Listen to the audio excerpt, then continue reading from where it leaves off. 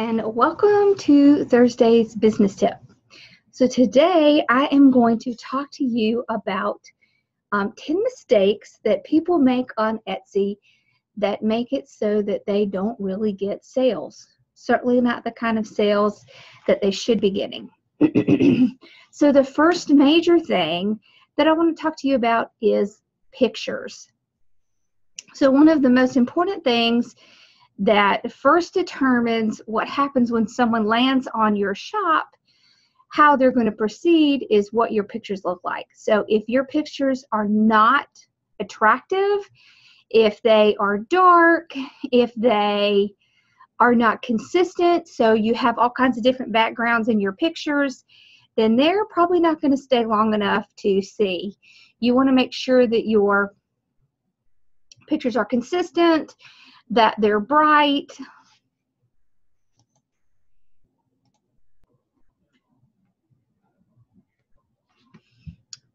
Okay, so this is my shop, and what I want you to see is, you can see right here, so all of my pictures have the same background. You see how they all have the same background? Okay, they're all taken outside, they're bright.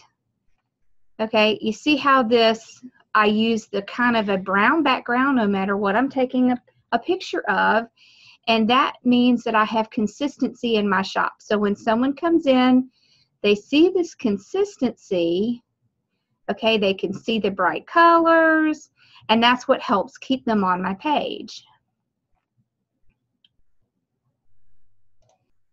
Okay, so here's another shop, and I don't know this person, but what I want you to see is that they do have a consistent background, so that's good, but you see some of these pictures are so dark, like this one.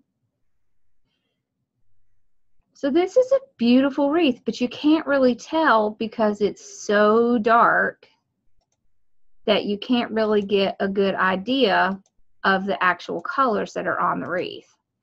So it's really important that you, for one, you see how there's a bunch of shadows under here, so they probably have lighting going directly on the wreath.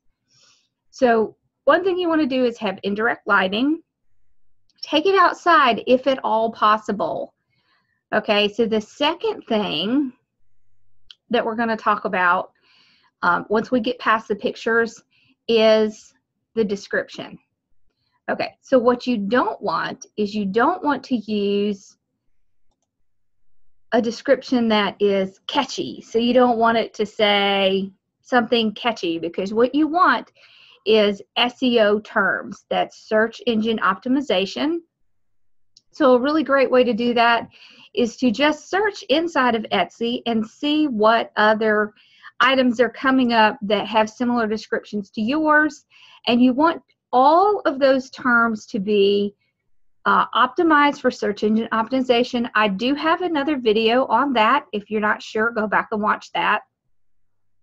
So that is the second major thing. People are not putting titles in there that are optimized to be searched on. Okay, the third thing is going to be that they are not adding in their description, their search engine terms, and they're not giving people enough information to make a decision.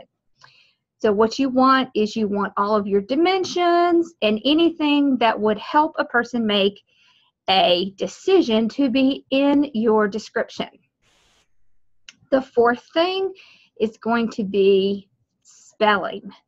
So this is very important. You need to make sure that everything in your shop is spelled correctly.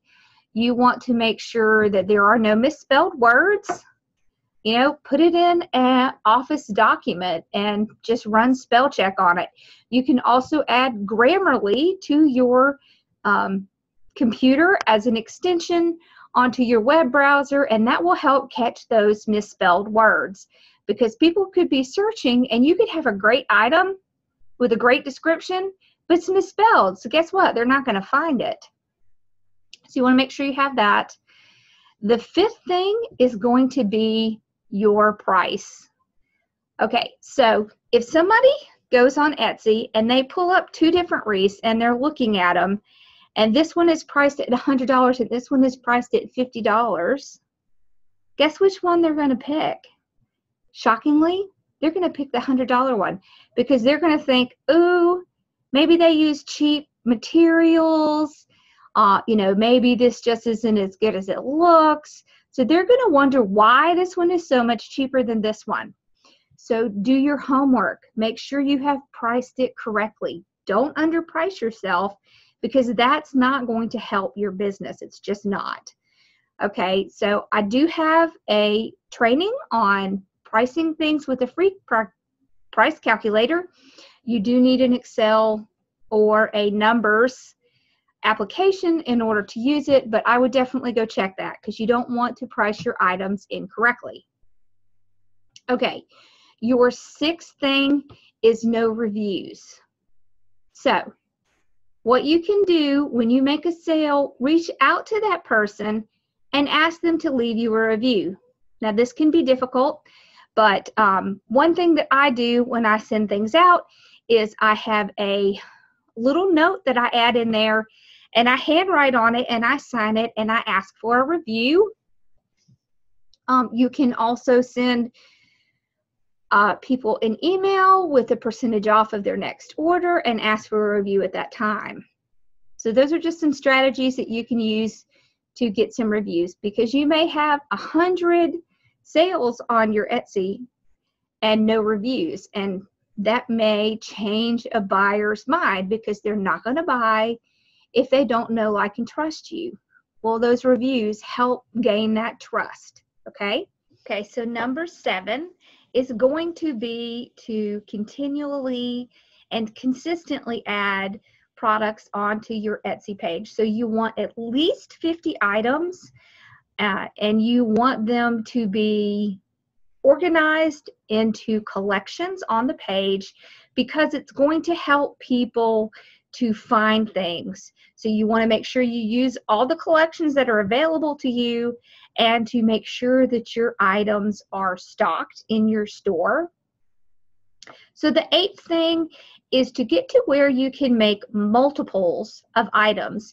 So it's always better for Etsy's algorithm if you have multiples of something. And I'm going to tell you that people who use share a sale and things like that, where they actually share other people's products that they're selling, they're not going to share it.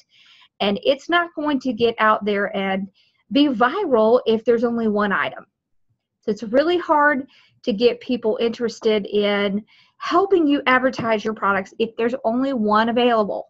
So try and get multiples. So look and see what you have that is selling and make multiples of that one. Okay, the 9th thing that I want to tell you about is to make sure that you are tapping into people's emotions in your descriptions. So what I mean is, do you want to be the envy of your neighborhood?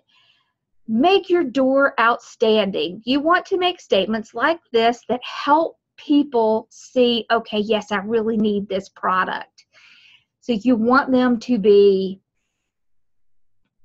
engaged in wanting to buy your product. Okay, so you're trying to get that emotion in order to get someone to purchase it.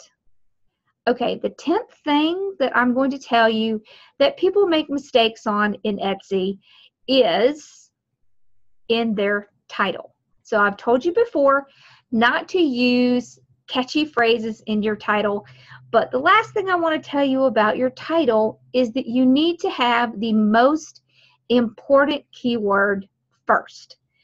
So if you have a tulip wreath, when you do your research and you get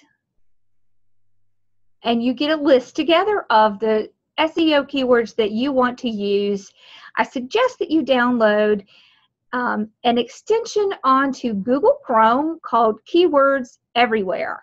So what you would want to do is you would want to put in your description into your Google Chrome.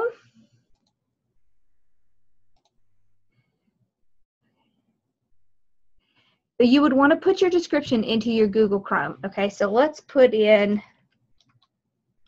tulip wreath. And this is before you set all of your titles into your listing. Okay.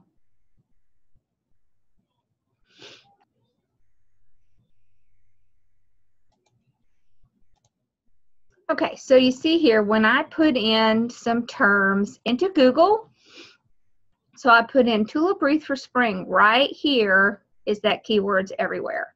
So you can see here, spring wreath. So see how many people search on that?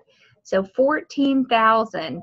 Spring tulip wreath, I'm not really sure what that says, but we could also just look at tulip wreath.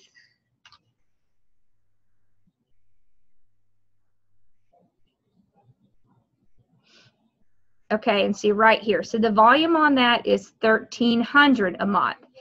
So what you want, what you're looking for when you're setting your keywords, especially your very first one in the title, you are looking for something that has search volume, but it's not the most searched. So you wouldn't want something that is searched 100,000 a day, because you know what, the competition in that would just be ridiculous.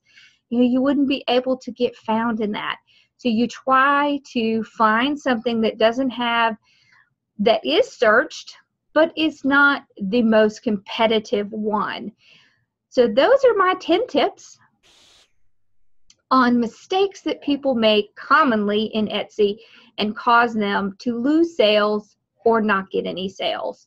So I really hope this helped you, and make sure to check out my success path, where I teach you in a group setting on how to start and run your business. Because if you're a crafty person or just want to be an entrepreneur, then you really need to have guidance. You want to have someone in your back pocket that's going to be helping you to make the right choices and moving in the right direction. And we have a wonderful community where we all help each other. It's really a wonderful and great group of people. And I will see you again soon. Thank you for watching. Bye-bye.